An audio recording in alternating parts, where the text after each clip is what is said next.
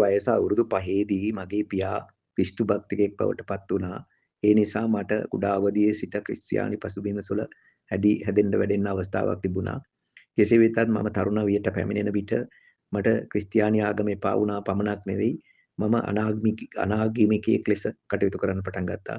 මේ වෙනකොට මට කිසිම ආගමක් කෙරෙහි පැහැදීමක් හෝ නැති අතර මට මගේ හදවතින් මේ කිසිම ඇහැට නොපෙනෙන දෙවියෙක්වත් යක්ෂයෙක්වත් විශ්වාස කරන්න නැති තැනකට පැමිණියා. මම තනිකර මාක්ස්වාදී අදහස් වලින් තමයි සිටියේ.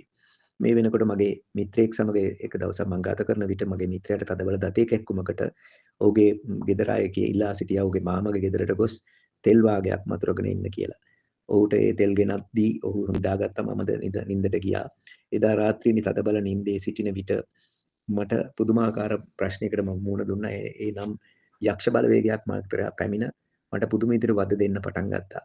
වද දීගෙන ඉන්න විට මම මේ කල්පනා කරනවා මොකද්ද මේකේ තේරුම? මම යක්ෂයෙක් විශ්වාස කරන්නේ නැහැ. මම දෙවියෙක් විශ්වාස කරන්නේ නැහැ. කෙසේ වෙතත් මේ යක්ෂයා සමග මම සෑහෙන වෙලාව පොරබදන්න පටන් ගත්තා. ඌ මාව ඌරන්නත් අන්තිමට මගේ බෙල්ලට යක්ෂයා දාලා තද කරන විට මට කුඩා අවදියේදී මට මතක් වුණා අර යේසුස්ගේ නාමය කියලා යක්ෂයන් දුරු කරන කතාව.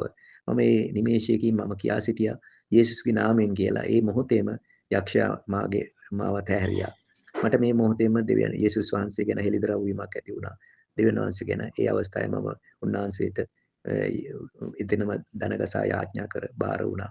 ඒ දවසේදී මට උන්වහන්සේ ගැන හෙළිදරව් වීම තුළින් මට උන්වහන්සේව ප්‍රත්‍යක්ෂ වුණා. ඒ ප්‍රත්‍යක්ෂ වීම අපි හැමෝටම මේ හෙළිදරව් වීමක් තුළින් පැමිණීම අවශ්‍යයි. මම සම්පූර්ණ බයිබලයේ කියවුවා. ඒකට හේතුව මම වෙනකොට නොයෙකුත් ක්‍රිස්තු විරෝධී පොත් කියවලා තිබුණ නිසා මම උන්වහන්සේ බයිබලයේ තුලින් උන්වහන්සේව තවදුරටත් දෙවියන් වහන්සේ කවුද කියලා හෙළිදරව් වීමක් පැමිණියා. අපි හැමෝටම මේ හෙළිදරව් වීම අවශ්‍යයි. උන්වහන්සේගේ හෙළිදරව් වීමක් ඔබට පැමිණියොත් දෙවියන් වහන්සේ ඔබට තේරුම් ගැනීමට එතුමා ගැන ප්‍රත්‍යක්ෂ වීමක් ඔබගේ හදවතේ පැමිණෙනවා. සමහරට ඒක රෝග සුවයකින් වෙන්නත් පුළුවන්, නැත්නම් දර්ශනයකින් සිහිනයකින් වෙන්න පුළුවන්. පෞතුමාට දර්ශනයකින් පෙනී සිටියක් මේ. ඔබ මට හැමෝටම මේ එළිදරව් මේ රෙවලේෂන් එක දෙවියන් වහන්සේගෙන් පැමිණියොත් උන්වහන්සේ ගැන අපිට හදවත තුළ ලොකු ප්‍රත්‍යක්ෂ වීමක් ඇති වෙනවා. ඒත් ගැන ඔබට අවස්ථාවක් දෙවියන් වහන්සේ ලබා දෙනවා ඇති. යේසු පීඨයි.